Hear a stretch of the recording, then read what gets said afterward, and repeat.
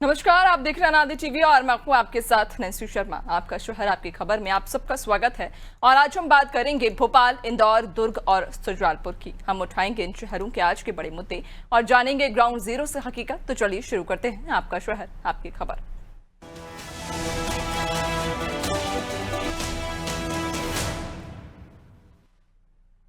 तो सबसे पहले बात करेंगे राजधानी भोपाल की, जहां सौरभ शर्मा केस में बड़ा खुलासा हुआ है।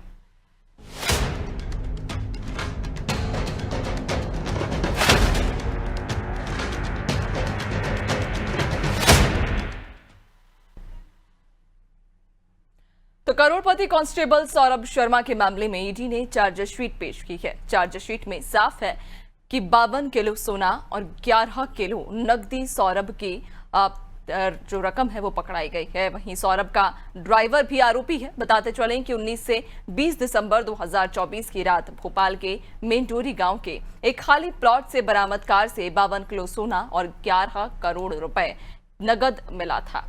ये संपत्ति परिवहन विभाग के पूर्व आरक्षक सौरभ शर्मा की थी। इस बात का खुलासा ईडी ने अपनी चार्जशीट में किया है। चार्जशीट के मुताबिक 19 दिसंबर को सौरभ ने अपने ड्राइवर प्यारे लाल केवट को फोन कर कार को कुछ दिनों तक छिपाने को कहा था। सौरभ ने निर्देश दिया था कि वह उसके मौसेरे जीजा विनय हासवानी के संपर्क करे। प्यारे ने विनय को फोन किया और उसे पूरी बात बताई। विनय और ड्राइवर ने कार को मेंडोरी स्थित खाली प्लॉट पर छिपा दिया। यह खाली प्लॉट विनय और उसके रिश्तेदार किशन अरोड़ा की पार्टनरशिप में है। ईडी ने सौरभ शर्मा, चेतन सिंह और शरद जायसवाल, विनय हासवानी, प्यारेलाल केवट, उमा शर्मा, दिव्या तिवारी और रोहित तिवारी समेत एक ट्रस्ट और 3 कंपनियों और उनके डायरेक्टर्स को आरोपी बनाया है। तो आपको बताते चलें कि सौरभ शर्मा मामले में अब ये बड़ा खुलासा हुआ है, जहां सौरभ शर्मा इस केस में ड्राइवर भी आरोपी निकला। दरअसल कार को सौरभ के ड्राइवर ने छुपाया था।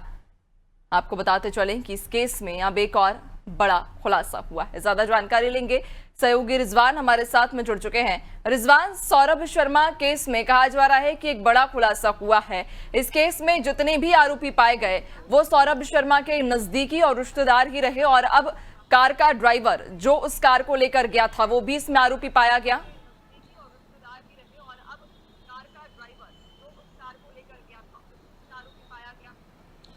देखिए नैन्सी, जिस तरीके से मध्य प्रदेश में एक बड़ा सौरभ शर्मा वाला मामला उठा था और तमाम एजेंसी इस मामले में जांच कर रही थी, और जिस तरीके से लोकायुक्त, ईडी और तमाम जो एजेंसी है, चाहे वो जिला पुलिस हो, इस मामले को जो है गंभीरता से जांच कर रही थी। और इस बात का कोई पता नहीं लगा पा रहा था कि मामले में ये जो सोना और जो गाड़ी में से कैश मिला है ये किसका है। हालांकि पुलिस ने लगातार इस मामले में कार्रवाई की और कार्रवाई करने के बाद जो है पुलिस के भी हाथ खाली लगे। लोकायुक्त पुलिस से हालांकि राहत तो मिल गई, लेकिन ईडी मामले में अभी भी जो है सौरभ शर्मा जेल में है। फिलहाल आपको बता दें, जिस तरीके से उसका ड्राइवर जो है पूछताछ में पुलिस ने, जो ईडी की पूछताछ में उसमें स्पष्ट किया है कि जो ड्राइवर था उसने इस पूरे मामले में जो है भूमिका निभाई है। जो 52 किलो सोना और जो कैश मिला था उसमें जो है उसने इसको वहां ले जाकर छुपा कर रखा था। हालांकि पुलिस मामले में आगे और भी जांच कर रही है और पता लगा रही है कि और कौन सी संपत्तियां इस मामले में इससे जुड़ी हुई हैं और क्या मामले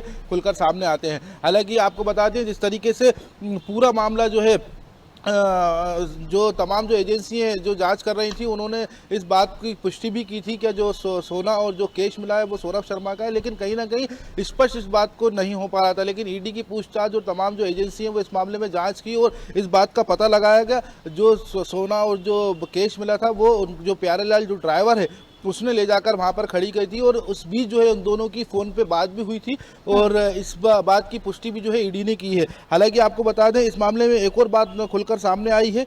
जिस तरीके से सौरभ शर्मा और जो उनके करीबी हैं और जो उनके साथ जो उनके सहयोगी जो जेल में बंद हैं, उनसे भी जो है जो संपत्तियां बरामद हुई उनकी भी जो है अब जांच जो है तमाम एजेंसियां करेंगी और दावा कर रही हैं जो लोकायुक्त और जो ईडी है आगे और भी इस मामले में खुलासा होने की संभावना है। जी बिल्कुल, यानी कि आगे भी इस मामले में और भी बड़े खुलासे होने की संभावना है। बहुत शुक्रिया आपका जानकारी साझा करने के लिए। तो आपको बताते चलें कि सौरभ शर्मा केस में एक बड़ा खुलासा, जहां कहा जा रहा है कि जितने भी आरोपी अब तक पाए गए वो सौरभ शर्मा के नजदीकी थे, रिश्तेदार थे, और अब इस केस में जो एक और आरोपी पाया गया है वो सौरभ शर्मा का ड्राइवर है, वो ड्राइवर जिसने उस कार को ठिकाने लगाया था।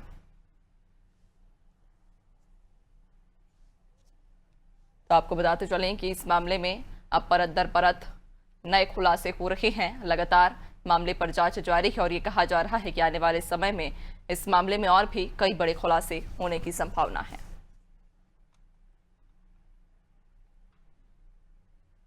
चलिए आपका शहर आपकी खबर में आगे बढ़ेंगे, बात करेंगे इंदौर की, जहां 14 अस्पताल बिना रजिस्ट्रेशन के चल रहे हैं।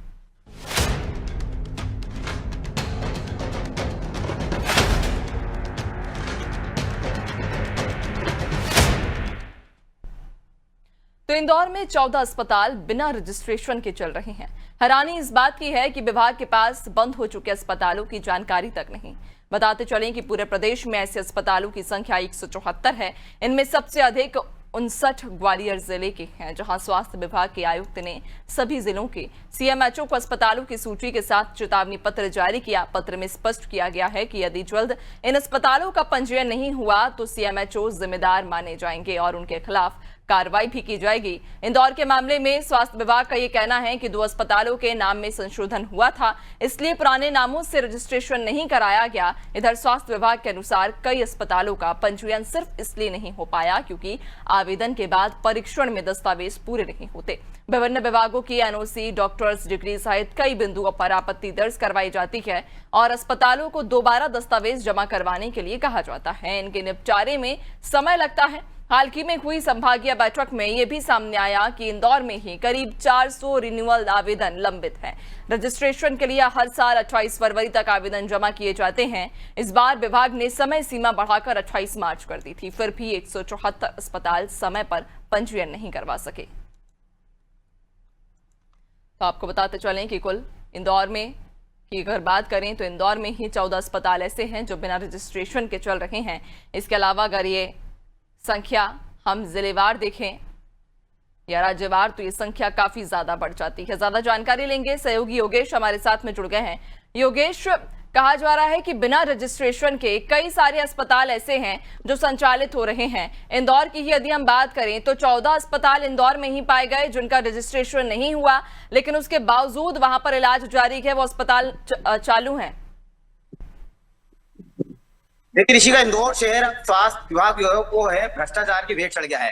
लंबे समय से जो इंदौर का स्वास्थ्य विभाग या सीएमओ जो बीएस सेत्या पर सवाल उठ रहे हैं, उनकी कई बार नोटिस भी जारी हो चुके हैं। जो जानकारी है कि 14 जो अस्पताल है वो बिना रजिस्ट्रेशन के चल रहे हैं, तो वो बिल्कुल सही है। कई बार इस मामले को लेकर इंदौर के ने भी कई बार उठाया है, कई बार शिकायतें भी हुई, क्योंकि जो हॉस्पिटल्स चल रहे हैं उन हॉस्पिटलों में इलाज होने के बाद में अगर कोई शिकायत आती है, उसके बाद में कंप्लेंट इस तरीके आती है कि बिना रजिस्ट्रेशन के, लेकिन उसके बावजूद भी स्वास्थ्य विभाग इस ओर कोई ध्यान नहीं दे रहा। तो बीएस सेत्या पर पिछली बार भी स्वास्थ्य विभाग ने नोटिस दिखाया था, उसके कारण नोटिस जारी किया था उनके।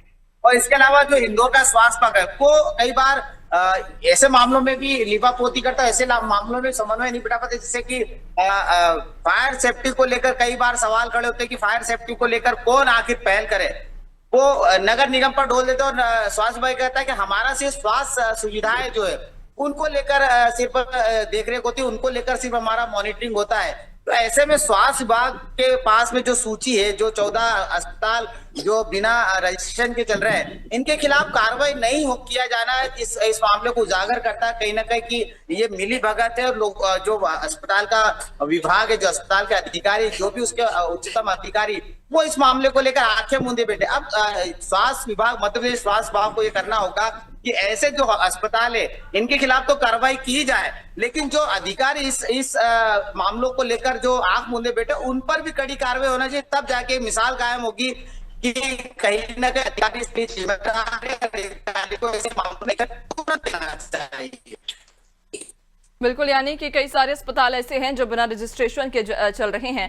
लेकिन योगेश, बड़ा सवाल ये है कि कहा जा रहा है कि कई सारे आवेदन ऐसे हैं जो रिन्यूअल के लिए पड़े हुए हैं, लंबित हैं, तो क्या वजह है यहाँ पर? किसकी लापरवाही, किसका दोष है, किसके कारण ये पूरा जो अस्पताल है उन्हें श्रेय मिलती है कि बिना रजिस्ट्रेशन के भी ये धड़ल्ले से चलते हैं? रिन्यूअल के लिए इतने सारे आवेदन पड़े हैं, लगभग 400 आवेदन है, लेकिन वो अभी भी रिन्यूअल नहीं किए गए, जबकि जो समय अवधि थी उसको भी बढ़ा दिया गया। तो इसके पीछे क्या कारण है, किसकी लापरवाही है?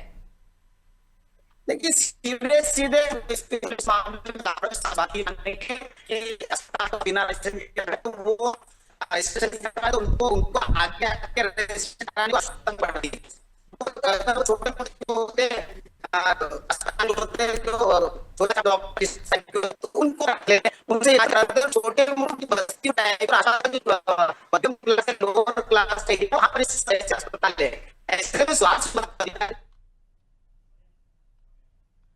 बिल्कुल, यानी कि कहीं ना कहीं बड़ी लापरवाही उन जिम्मेदारों की जिनके पास ये आवेदन पड़े हैं, कई समय से लंबित हैं, लेकिन उसके बावजूद भी इन आवेदनों को रिन्यू नहीं कराया जा रहा है। और ये एक बड़ी वजह है कि जो अस्पताल हैं वो बिना रजिस्ट्रेशन के ही धड़ल्ले से चल रहे हैं। बहुत शुक्रिया आपका जानकारी साझा करने के लिए। तो आपको बताते चलें कि इंदौर में कुल 14 अस्पताल ऐसे हैं जो बिना रजिस्ट्रेशन के चल रहे हैं, जबकि 400 रिन्यूअल आवेदन भी लंबित पड़े हुए हैं जिन्हें जो अस्पताल हैं वो उन्हें रिन्यू कराना है। लेकिन उसके बावजूद भी यहाँ पर एक बड़ी लापरवाही उन जिम्मेदार अफसरों की है, उन जिम्मेदार लोगों की जिनके पास ये आवेदन है, लेकिन वो उन्हें रिन्यू नहीं कर रहे हैं, जबकि समय अवधि भी बढ़ाई गई है। लेकिन उसके बावजूद लापरवाही के कारण यहाँ पर ये अस्पताल बिना रजिस्ट्रेशन के ही धड़ल्ले से अपना काम कर रहे हैं।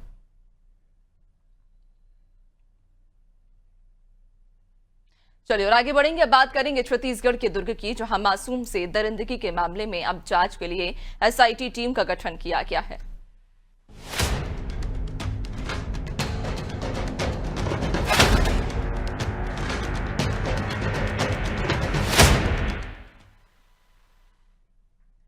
तो दुर्ग में 6 साल की बच्ची की निर्मम हत्या के मामले में अब गहनता से जांच के लिए एसआईटी टीम का गठन किया गया है।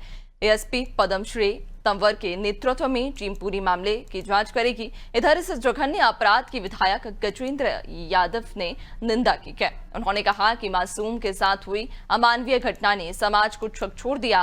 विधायक ने मंगलवार सुबह पीड़ित परिवार के घर पहुंचकर परिजन को ढांढस बंधाया और उन्हें विश्वास दिलाया कि सरकार और प्रशासन की संवेदनाएं उनके साथ हैं, न्याय जरूर मिलेगा। उन्होंने बताया कि अपराधी को कठोर से कठोर सजा मिले, इसके लिए अफसरों को निर्देश दिए गए हैं। विधायक यादव ने शासन से दोषी को जल्द से जल्द सजा दिलाने, फास्ट ट्रैक कोर्ट में केस चलाने की मांग की है। घटना की जानकारी मिलने के बाद से ही वे लगातार पुलिस प्रशासन और अफसरों से घटना की मॉनिटरिंग करते रहे। कहा कि भविष्य में ऐसी घटना किसी और के साथ ना हो। तो आपको बताते चलें कि मामले में अब एसआईटी टीम गठित करने के जहां निर्देश भी दिए गए हैं। दुर्ग में हुई मासूम के साथ जघन्य इस घटना के बाद से जहां पूरे जिले में रोष है, लोग अब आरोपी की जल्द से जल्द फांसी की मांग कर रहे हैं। ज्यादा जानकारी लेंगे, सहयोगी रवि हमारे साथ में जुड़ गए हैं। रवि, दुर्ग में जिस तरह की घटना हुई मासूम के साथ में वो वाकई निंदनीय थी, और अब जो वहां के लोग हैं या जो आसपास के ग्रामीण हैं, जो परिजन हैं, वे कह रहे हैं कि आरोपी को जल्द से जल्द कड़ी से कड़ी सजा दी जाए। इस पूरे मामले पर अगर हम कार्रवाई की बात करें तो कहां तक कार्रवाई पहुंची है?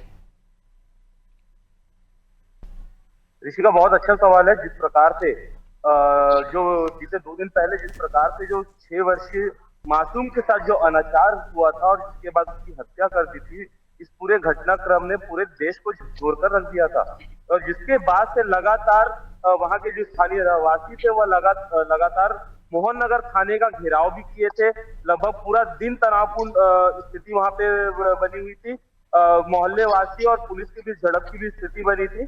और जिसके बाद से वहां पर जब शाम के समय में पुलिस ने जब खुलासा किया था कि स्वयं उसके चाचा ने ही इस प्रकार का कृत्य उस 6 वर्षीय मासूम के साथ किया था और उसकी हत्या करके कार में उसके शव को छुपा दिया था, जिसके बाद से लगातार पूरे जिले समेत पूरे प्रदेश में आक्रोश उबलता हुआ दिख रहा था, जिसपे कांग्रेस ने भी 5 सदस्यीय टीम का गठित जांच के लिए गठित किया था। आम आदमी पार्टी ने भी 10 सदस्यीय टीम गठित किया था, जिसकी जांच अभी भी कर रही थी। वहीं पुलिस ने भी कल दुर्ग एसपी जितेश शुक्ला ने भी 7 सदस्यीय टीम की एसआईटी का गठन किया है, जिसपे वे जल्द से जल्द पूरे मामले की जांच करके फास्ट ट्रैक कोर्ट में उस रिपोर्ट को पेश करेंगे। जी ऋषिका। बिल्कुल, यानी कि लगातार कार्रवाई की मांग की जा रही है। खैर देखने वाली बात होगी कि अब आखिरकार कब तक उस पीड़ित मासूम को न्याय मिलेगा और परिजनों को न्याय मिलेगा और कब आरोपी को सजा होगी। बहुत शुक्रिया आपका जानकारी साझा करने के लिए। तो आपको बताते चलें कि दुर्ग में हुई इस निंदनीय घटना के बाद जहां पूरे जिले में रोष है, लोग आक्रोशित हैं और आरोपी पर कड़ी से कड़ी कार्रवाई हो, इसकी मांग कर रहे हैं।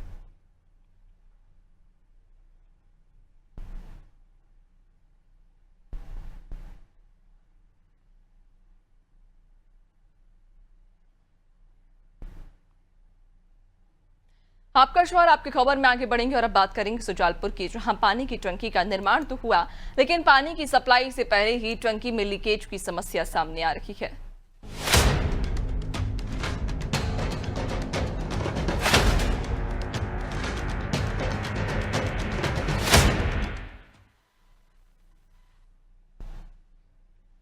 सुजालपुर में अमृत भारत 0.2 योजना के तहत नगर पालिका के जरिए 4 पानी की टंकियों का निर्माण किया जा रहा है, जिनकी लागत राशि करीब 11 करोड़ 29,84,000 रुपए बताई जा रही है। वहीं फ्रीगंज आनंद नगर कॉलोनी में पानी की टंकी का निर्माण कार्य पूरा भी हो चुका है, लेकिन समस्या ये है कि पानी की सप्लाई से पहले ही टंकी में लीकेज हो चुका है। मामले में ठेकेदार लीपापोती कर रहे हैं। बता दें कि ये पूरा रहवासी क्षेत्र है, ऐसे में डर है कि कहीं ठेकेदार की लापरवाही गरीब रहवासियों की जान न ले ले। निर्माण काम फिनिशिंग वर्क उसका बचा हुआ है और अभी उसकी टेस्टिंग होना है टंकी की। तो टेस्टिंग के लिए अभी पानी टंकी में चढ़ा रहे हैं। टंकी जब फुल भरने के बाद उसकी टेस्टिंग होगी, टेस्टिंग के बाद उसमें आगे बाकी प्रोसेस की जाएगी। अभी टंकी की पूरी काम हुआ नहीं है, टंकी का फिनिशिंग वर्क अभी पूरा बचा हुआ है। लगभग केवल टेस्टिंग के लिए उसको भर रहे हैं और टंकी की अप्रोक्स का 35 लाख। कब तक उसको चालू करके देनी सर उसको? टंकी का टोटल उसमें प्रोजेक्ट है, उसमें 1.5 साल का टाइम पीरियड है, 18 माह का। आपके माध्यम से मुझे ये जानकारी मिली है। हम आज ही जाके पूरी टीम के साथ देखते हैं कि अगर पानी वाकई लीकेज हो रहा है। अभी ठेकेदार ने हमें हैंड ओवर नहीं की, अभी उसका काम चल रहा है, काम अधूरा है। जब हम उसको लेंगे अपने तो उसे पूरा हम चेक करके लेंगे, कहीं से पानी लीकेज नहीं होगा। और अगर ऐसा है तो हम आज जाके देखते हैं उसको। काफ़ी लीकेजिंग है टंकी में, क्योंकि चालू होने से पहले रहवासी क्षेत्र है। कल से कोई बड़ा हादसा उससे पहले आप नहीं, काम चल रहा है। अभी हम लोगों ने जब वो ठेकेदार हैंड ओवर करेगा तब हम पूरी उसकी जांच करेंगे, पूरा देखेंगे, उसके बाद ही मतलब टंकी हैंड ओवर करेंगे। उसमें पानी आएगा। नगर की सुविधा के लिए हमने बनाई है टंकी अमृत 2 योजना के अंतर्गत, ताकि पानी तो वो रहता है आम समय में गर्मी के अलावा, लेकिन वो स्टोर करने के लिए टंकी नहीं रहती। इससे आम जनता को दिक्कत नहीं आएगी, नल ज़्यादा टाइम आएगी। और ज्यादा जानकारी लेंगे, सहयोगी ओम मेवाड़ा हमारे साथ में जुड़ गए हैं। ओम, आखिरकार ये पूरा मामला क्या है? कहा जा रहा है कि यहाँ पर पानी की टंकी का निर्माण तो हुआ, लेकिन उस टंकी में पानी की सप्लाई होने से पहले ही लीकेज की समस्या आ गई। जी ऋषिका, बताना चाहूंगा कि सुजालपुर में 0.2 अमृत भारत योजना के तहत 4 टंकियों का निर्माण किया जा रहा है। यह योजना करोड़ों में है, जहां हर घर, हर गरीब व्यक्ति, मजदूर वर्गों को पानी मिले। सबसे बड़ी यहाँ बात निकल के आती है, जिस ठेकेदार द्वारा टंकी का निर्माण किया जा रहा है, कहीं ना कहीं भ्रष्टाचार की भेंट चढ़ी हुई। जिस टंकी को निर्माण कार्य पूरा हो चुका है और पानी सप्लाई से पहले टंकी लीकेज हो चुकी है। जब जिम्मेदार अधिकारियों को इस बात को अवगत कराया, लेकिन आज दिनांक तक कोई भी इस टंकी की निगरानी या इंजीनियर इसको चेक करने आए, कौन सा मटेरियल लगा है, कौन सी सीमेंट लगी है। यह रहवासी क्षेत्र है जहां कम से कम हजारों परिवार रहते हैं आसपास। अगर कल से कोई टंकी ब्लास्ट होती है, पानी भरने के बाद टंकी का भाव फूटता है, तो यहाँ किसी की जान मान को खतरा हो सकता है, क्योंकि ये ठेकेदार द्वारा लीपापोती का काम जारी है। टंकी पूरी तरह से लीकेजिंग हो चुकी है, अभी काम रुका हुआ है। ऋषिका, बहुत शुक्रिया आपका जानकारी साझा करने के लिए। तो आपको बताते चलें कि यहाँ पर 11 करोड़ 29 लाख की राशि से यहाँ 4 टंकियों का निर्माण हो रहा है, लेकिन समस्या ये है कि जब टंकी का निर्माण शुरू हुआ उसके बाद टंकी का निर्माण पूरा हो गया, लेकिन पानी की सप्लाई से पहले ही इस टंकी में लीकेज की समस्या आ गई है। कहा जा रहा है कि यहाँ पर मिलीभगत से ये काम किया गया, जिसमें कहीं ना कहीं बंदरबाज भी हुआ है। हालांकि अब जांच का ये विषय रहेगा, जांच के बाद ही स्पष्ट होगा कि आखिरकार इसमें किसकी मिलीभगत के कारण कितना भ्रष्टाचार हुआ और कौन इस मामले में दोषी है। तो आपको बता दें, सुजालपुर का ये मामला है जहां पर 4 पानी की टंकियों का निर्माण हो रहा है और करोड़ों की लागत से ये टंकियां बनाई जा रही हैं, लेकिन कहीं ना कहीं भ्रष्टाचार की भेंट ये चढ़ गई, क्योंकि पानी की सप्लाई होने से पहले की ये नवनिर्मित टंकी है जिसमें लीकेज की समस्या उत्पन्न हो गई है। यहाँ के जो रहवासी हैं उन्होंने कई बार शिकायत भी की कि इस पूरे निर्माण कार्य में भ्रष्टाचार किया गया, इस पूरे निर्माण कार्य में बंदरबाज भी किया गया है पैसों का, लेकिन उसके बावजूद अब यहाँ पर कोई कार्रवाई अभी तक नहीं हुई। लेकिन अब ये मामला जब संज्ञान में डाला गया उसके बाद देखना होगा कि आखिरकार जिम्मेदार इस मामले पर क्या करते हैं, क्या एक्शन लेते हैं, और जब जांच होगी तो जांच में कौन दोषी पाया जाएगा। तो ठेकेदार की लापरवाही के कारण यहाँ पर रहवासियों को नुकसान उठाना पड़ सकता है। रहवासियों का यह आरोप है कि इस निर्माण कार्य में ठेकेदार ने मिलीभगत करते भ्रष्टाचार किया है, पैसों का बंदरबाट किया है। करोड़ों की लागत से ये पानी की टंकी का निर्माण होना था। 4 पानी की टंकियां बनाई जा रही हैं, जिनमें से कुछ टंकियां पूरी हो चुकी हैं, लेकिन उन टंकियों में पानी की सप्लाई होने से पहले ही लीकेज आ गया।